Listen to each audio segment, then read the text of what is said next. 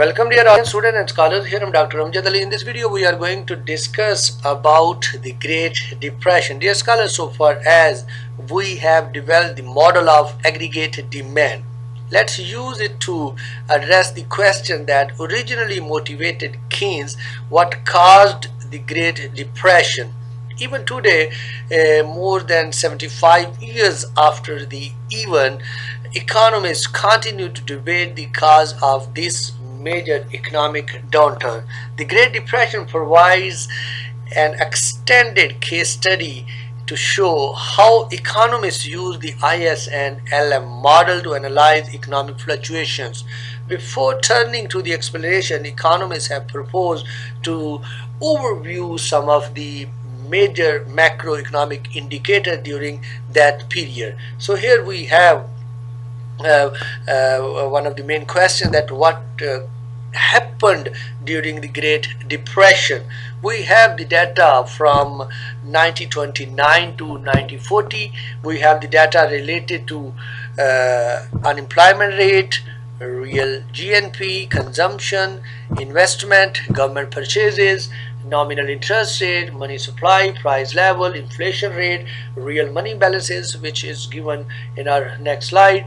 And this data has been taken from US Department of Commerce, Bureau of Census, 1975. So see, here we have the highest level of unemployment during 1933, with the lowest level of real GNP, with lowest level of consumption, with lowest level of investment, with lowest level of government purchase. And while talking about some other indicators like nominal interest rate, money supply, price level, inflation rate, or real money balances, we have our decreasing nominal interest rate during the whole period from 1929 to 1940, and we have lowest level of money supply during 1933 with lowest price level, and we have negative inflation rate in most of the years from 1929 to 1940, and we have the lowest level of real money balances during 1933. These statistics are the battlefield on which debate about Great Depression actually takes place. Here we have one of the main questions, that what do you think actually happened? An IS shift, an LM shift, or something else has happened which generate the Great Depression? So here we have two types of hypothesis. First one is related to the spending hypothesis, the second one is related to the money hypothesis. So let's discuss the detail of these hypotheses. First, the spending hypothesis shocks to the IS curve. Empirics shows that the decline in income in the early 1930s coincided with falling interest rates. This fact has led some economists to suggest that the cause of decline may have been a contractionary shift in the IS curve. This view is sometimes called the spending hypothesis because it places primarily blame for the depression on an exogenous fall in spending on goods and services. While talking about the spending hypothesis shocks to the IS curve, economists have attempted to explain this decline in spending in several ways. Some argue that a downward shift in the consumption function caused the contractionary shift in the IS curve. The stock market crash of 1929 may have been partly responsible for this shift. By reducing wealth and increasing uncertainty about the future prospects of the US economy, the crash may have been induced consumers to save more of their income rather than spend it. Okay, other explain the decline in spending by pointing to the large drop in investment in housing. As some economists believe that the residential investment boom of 1920s was excessive, and that once this overbuilding became apparent, the demand for residential investment declined drastically. Another possible explanation for the fall in residential investment is the reduction in immigration in 1930s. A more slowly growing population demands less new housing. Okay, while talking about the spending hypothesis shocks to the IS curve, once the depression began, several events occurred that could have reduced spending further. First, many banks failed in the early 1930s in a part because of inadequate bank regulation, and these bank failures may have exacerbated the fall in investment spending. Banks play the crucial role of getting the funds available for investment to those households and firms that can best use them. The closing of many banks in the early 1930s may have been prevented some businesses from getting the funds they needed for capital investment, and therefore may have led to a further contractionary shift in the investment function. In addition, the fiscal policy of 1930s caused a contractionary shift in the IS curve. Politicians at that time were more concerned with balanced budgeting than with using the fiscal policy to keep production and employment at their natural levels. The Revenue Act of 1932 increased various taxes, especially those falling on lower and middle income consumer. The Democratic platform of that year expressed concern about the budget deficit and advocated an immediate and drastic reduction of governmental expenditure. In the midst of the historical high level of unemployment, policymakers search for the ways to raise taxes and reduce government spending. There are therefore several ways to explain a contractionary shift in the IS curve. Keep in mind that these different views may all be true. There may be no single explanation for the decline in spending. It is possible that all of these changes coincided, and that together they led to a massive reduction in spending. Okay, here we have another hypothesis, that is the money hypothesis, a shock to the LM curve. Empirics show that the money supply fell 25% from 1929 to 1933, during which time the unemployment rate rose from 3.2% to 25.2%. This fact provides the motivation and support for what is called the money hypothesis, which places primary blame for the depression of the Federal Reserve for allowing the money supply to fall by such a large amount. The best known advocates of these interpretations are the Milton Friedman and Anna Schwartz, who defend it in their treatise on US monetary history.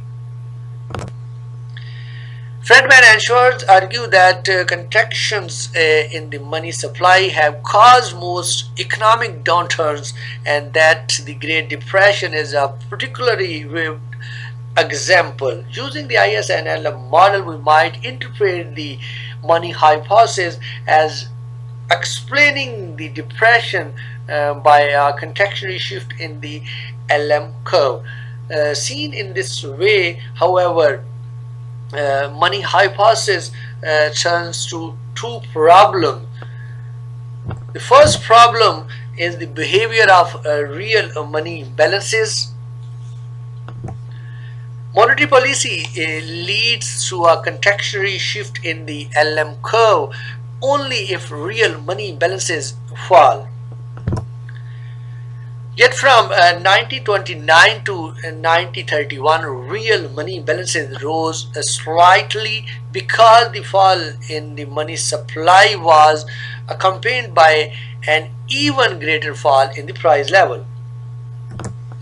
Although the monetary contexture may be responsible for the rise in unemployment from 1931 to 1933, when real money balances did fall, it cannot easily explain the initial downturn from 1929 to 1931. The second problem for the money hypothesis is the behavior of interest rates. If a contractionary shift in the LM curve triggered the depression, we should have observed higher interest rates. Yes, nominal interest rates fell continuously from 1929 to 1933. These two reasons appear sufficient to reject the view that the Great Depression was actually the main cause of contractionary shift in the LM curve, but was the fall in the money stock still irrelevant? We turn to another mechanism through which monetary policy might have responsible for severity of the depression, that is the deflation of 1930s. For this, we have to discuss the money hypothesis, again the effects of falling prices. From 1929 to 1933, the price level fell 20%. Many economists blame this deflation for the severity of the Great Depression. They argue that the deflation may have turned what in 1931 was a typical economic downturn into a unprecedented period of high unemployment and depressed income. If correct, this argument gives a new life to the money hypothesis because the falling money supply was responsible for the falling price level. It could have been responsible for the severity of the depression. To evaluate this argument, we must discuss how changes in the price level affect income in the IS and LM model. For that, we have to discuss about the stabilizing effects of deflation. We have to discuss the Pigo effect, the destabilizing effects of deflation. So let's discuss the detail of these effects. The first, stabilizing effects of deflation. In the IS and LM model we have developed so far, falling prices raises income. For any given supply of money M, a lower price level implies a higher real money balances M over P. An increase in real money balances causes an expansionary shift in the LM curve, which leads to higher income. Pigo effect. Another channel through which falling prices expand income is called the Pigo effect. Arthur Pigo, a prominent classical economist in the 1930s, pointed out that real money balances are a part of households' wealth. As prices fall and real money balances rise, consumers should feel wealthier and spend more. This increase in consumer spending should cause an expansionary shift in the IS curve, also leading to higher income. These two reasons led some economists in 1930s to believe that falling price would help stabilize the economy. That is, they thought that a decline in price level would automatically push the economy back towards full employment. Yet other economists were less confident in the economy's ability to correct itself. They pointed to other effect of falling prices, to which we call the destabilizing effects of deflation. So we have the destabilizing effects of deflation. Economists have proposed two theories to explain how falling price could depress income rather than raise it. The first, called the debt deflation theory, describes the effect of unexpected falls in the price level. The second explains the effects of expected deflation. The debt deflation theory begins with an observation which we have discussed in our previous video, that unanticipated changes in the price level redistribute wealth between the debtors and creditors. If a creditor owns a debt of $1,000, then the real amount of this debt is $1,000 divided by P. We can say that P is the price level. A fall in the price level raises the real amount of this debt. The amount of purchasing power the debtor must repay the creditor. Therefore, an unexpected deflation enriches creditors and improve the debtors' conditions. Okay, while talking about the destabilizing effects of deflation, the debt deflation theory then posits that this redistribution of wealth affects spending on goods and services. In response to the redistribution from debtors to creditors, debtors spend less and creditors spend more. If these two groups have equal spending propensities, there is no aggregate impact, but it seems reasonable to assume that debtors have a higher propensity to spend than creditors. Perhaps that is why the debtors are in debt in the first place. In this case, the debtor reduce their spending by more than creditors raise theirs. The net effect is a reduction in spending, a contractionary shift in the IS curve, and lower national income. Okay, while talking about the destabilizing effect of deflation, to understand how expected changes in prices can affect income, we need to add a new variable to the IS and LM model. Our discussion of the model so far has not distinguished between the nominal and real interest rates. Yet we know that investment depends on real interest rate, and that money supply or money demand depends on nominal interest rates. If I is the nominal interest rate and E pi is expected inflation, then the equivalent real interest rate is I minus E pi. We can now write the IS and LM model as we have IS equation: y is equal to c into y minus t plus I into I minus E pi plus g, and we have LM model or LM equation as m over p is equal to L I y. So this represents that when expected inflation enters as a variable in the IS curve, thus changes in expected inflation shift the IS curve. Let's see this expected IS and LM model to examine how changes in expected inflation influence the level of income. We begin by assuming that everyone expects the price level to remain the same. In this case, there is no expected inflation. We can call it that expected inflation is equal to 0, and these two equations produce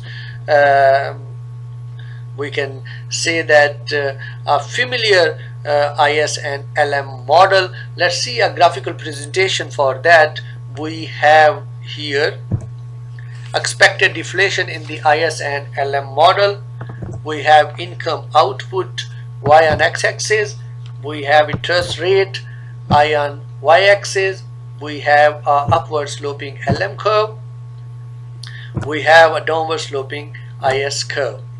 And we know that the intersection of IS and LM curve will decide the level of national income and interest rate. So see, here we have nominal and real interest rate equal to each other.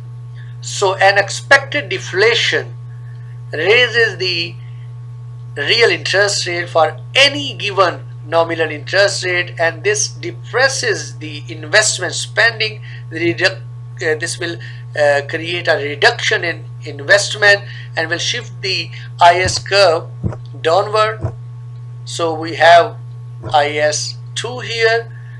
So this IS curve will intersect the LM curve at this point, and we have the lower level of national income, and we have a reduction in nominal interest rate from I1 to I2, but we have a higher level of real interest rate, that is R2. So this figures explain this initial situation with the LM curve and IS curve labeled IS and LM and IS1. The intersection of these two curves determine the nominal and real interest rate, which we have here at same. Now suppose that everyone suddenly expect that price level will fall in the future, so that E pi becomes negative. The real interest rate is no higher at any given nominal interest rate. This increase in real interest rate depresses the planned investment spending, shift the IS curve downward. So we have new IS, that is IS2. Okay, thus an expected deflation leads to a reduction in national income from Y1 to Y2. The nominal interest rate falls from I1 to I2, while the real interest rate rise from R1 to R2.